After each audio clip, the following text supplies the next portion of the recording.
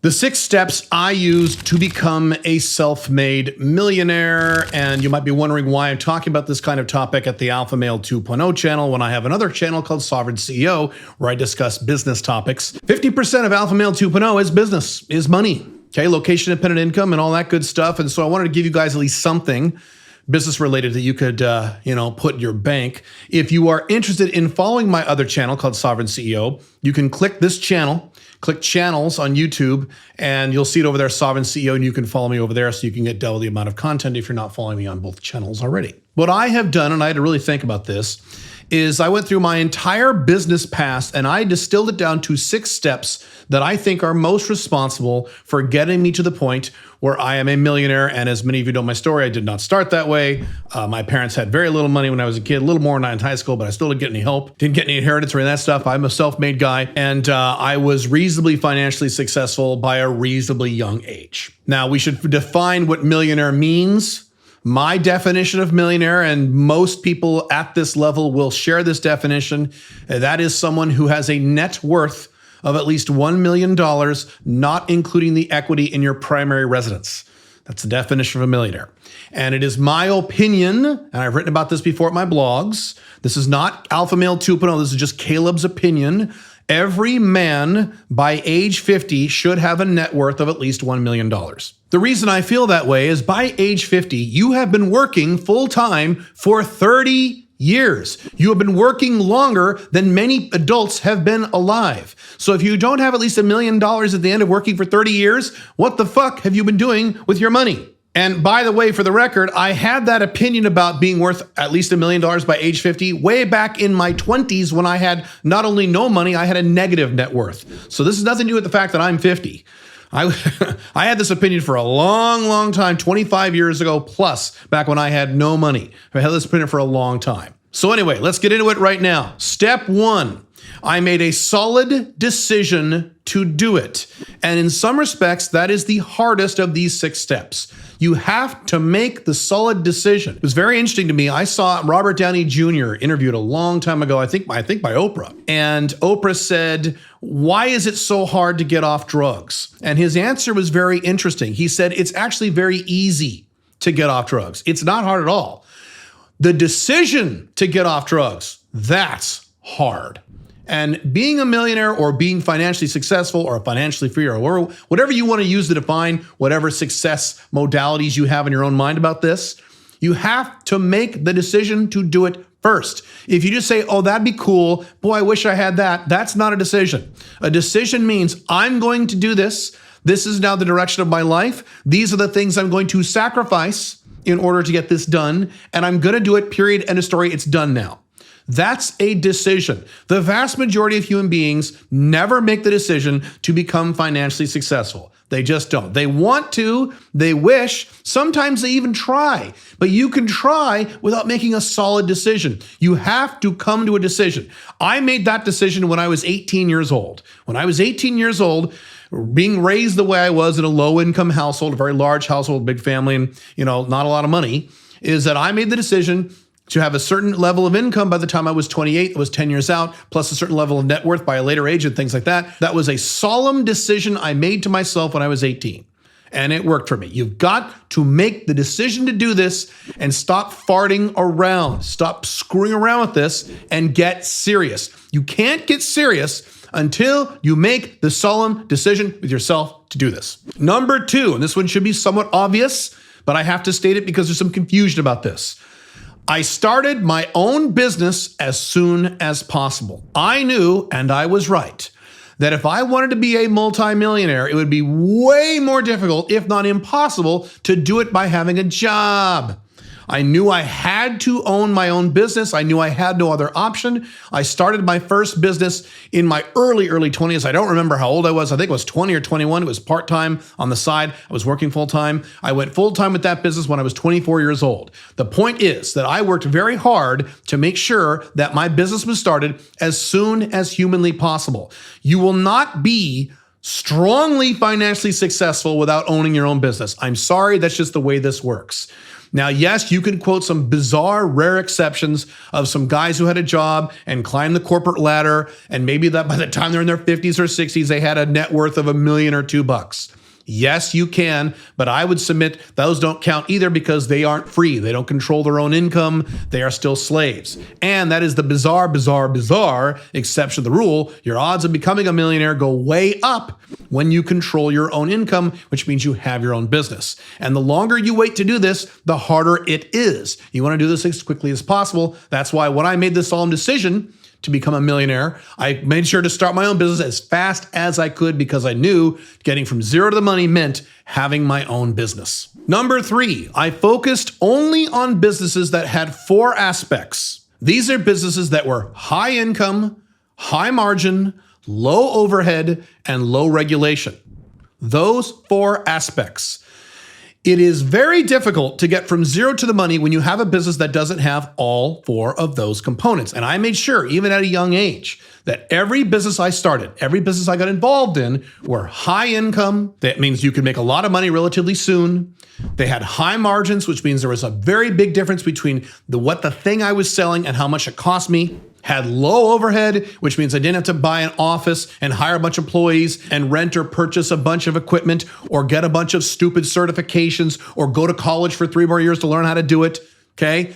And low regulation. I did not want the government up my ass and I have to, go and take a bunch of tests and renew these certifications that I had. No, I didn't want any of that junk.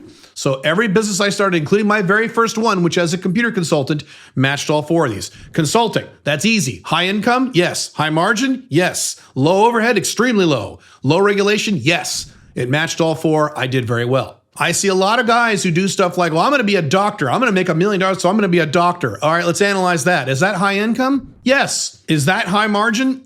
Sort of. Is that low overhead? No, not even fucking close. You can't even be a doctor until you're at least 29 or 30 because you have to go to med school and other forms of college and training in school for about 10 years. Then when you get into private practice, you have to have employees, computer systems, very expensive equipment. It's a goddamn nightmare. And if you don't believe me, ask some doctors. Lastly, is it low regulation? No. Again, one of the reasons doctors are so miserable is there's so much paperwork and so many laws and regulations dealing around with insurance companies. It's terrible. There are indeed businesses that you could start that are lower income, lower margin, higher overhead, and higher regulation. Don't do those things. That's dumb. On a regular basis, I get emails saying, hey, Caleb, I'm interested in starting this business, but I need this specific skill set, and I don't have it yet. I was thinking about going back to college or getting this training for 3 more years to see if I could get... No, why the fuck would you do that? There's 10,000 other businesses you can start where you don't need to go back to school or back to college for their 2 or 3 years. No. By the way, if you like this content on how to have a location-independent income while dating multiple attractive women, lifestyle design for men, you should subscribe to this channel, click the notification bell, leave a comment on this video, and put a like on this video, and that way you'll be sure to get this content for free in the future. Number 4, I worked damn hard. Throughout much of my 20s, I was working 40, 50, 60, sometimes even 70-hour weeks. Now, do I recommend you work 70-hour weeks for the rest of your life? No, I do not. But to get from zero to where you want to go, you're going to have to take a few years and work a little harder than you might want to. By the way, I think this is the number 1 reason why most men today don't bother to go after the big money because they're lazy. They're low testosterone beta males. They don't want to work hard. They're scared. They think, well, hey, man, I just want to live in the now and watch YouTube videos and watch Netflix and smoke weed. They don't want to put in the fucking work. And so that's why they don't do it. You have to work hard if you want the big money, at least for a while, not necessarily the rest of your life. I've said many times, I could work 2 days a week and maintain my income. I could do that right now.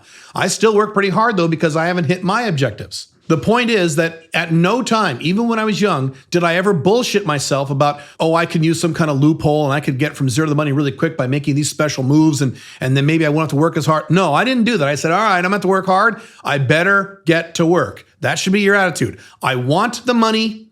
That means I'm going to have to work hard. I better shut the fuck up and get to work. At my other channel at Sovereign CEO, I did an entire video about LISIGs. LISG, that is low income smart guys. And these are guys who love to learn and think and read and leave comments and talk to people and argue about stuff on the internet. And they never actually fucking do anything because they're pussies and they don't want to actually get into action.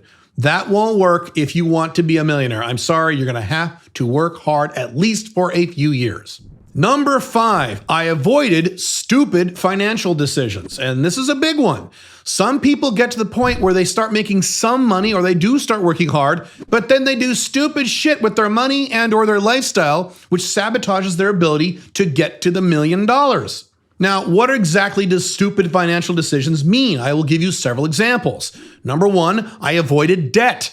I tried to stay out of debt as much as humanly possible once I learned how dangerous it was. Now, when I was in my 20s, I fucked up my debt and got into too much debt, but I learned very quickly that a lot of people have been destroyed by debt, so I was very careful with it. I'm not saying I never used debt. Matter of fact, if you want a video on good debt versus bad debt, I did. You can watch that video up there. But I stayed out of excessive debt. I made sure that I was in control of the debt and the debt wasn't in control of me. I also didn't spend the debt on stupid shit, like buying a fancy car with a car loan, the dumbest fucking thing on earth.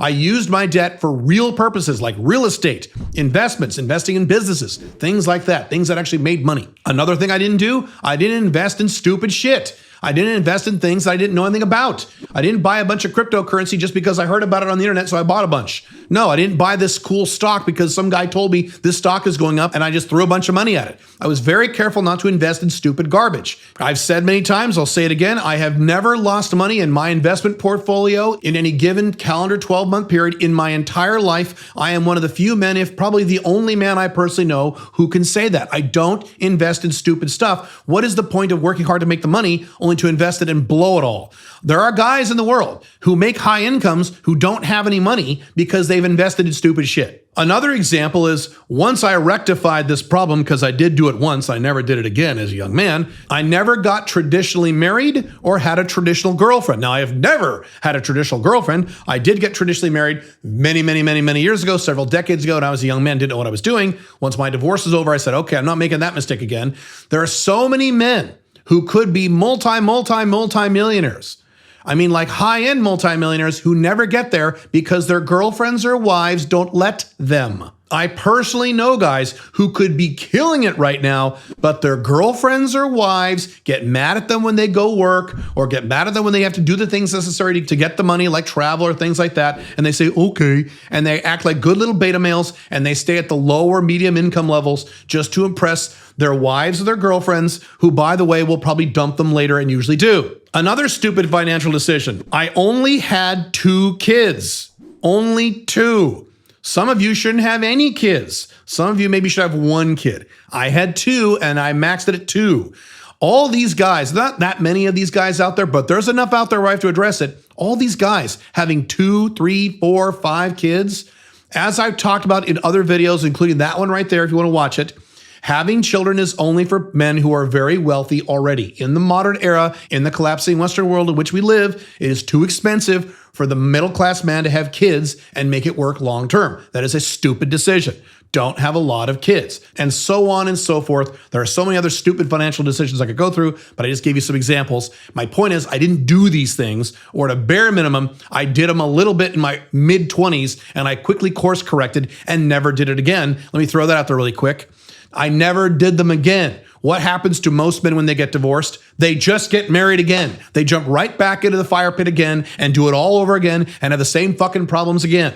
Don't do it. If you make a mistake, make sure that was the last mistake you ever make and move forward. Number 6, and this shouldn't surprise any of you if you're familiar with my content, I focused on sales and marketing even when I didn't want to. A lot of you are in the category that I used to be in, more of the Lissig, thinker, nerdy, geeky type, intellectual type, INTJ types, where you're thinkers and you're not doers. And you will be the exact type of guy who wants to do all the cool technical stuff in your business, but doesn't really want to market and doesn't really want to do any sales because you don't like it. So then you don't do it and you go out of business. I have seen so many men try to get into business, start their own companies and fail. And these men were smarter than me and more skilled than me. And the reason they failed is because they didn't do any or didn't do enough of marketing and sales because they didn't want to. They just didn't feel good about it. They feel good about computers and their widget and their product and operations and their spreadsheets, but not about actually getting out into the real world